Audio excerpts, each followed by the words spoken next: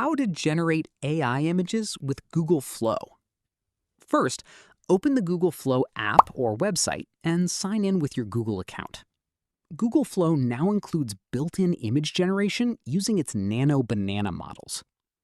Next, open an existing project or tap New to create a new project. In the prompt box, describe the image you want to create. Be specific about the subject, background, lighting, camera angle, and visual style for better results.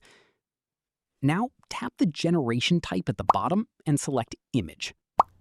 You can also choose your preferred aspect ratio, number of outputs, and image model.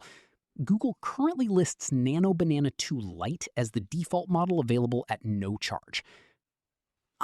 Once everything is ready, tap Generate Image and wait for Flow to create your image.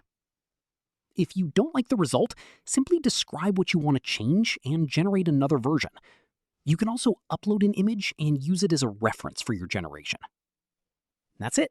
You've successfully generated an AI image using Google Flow.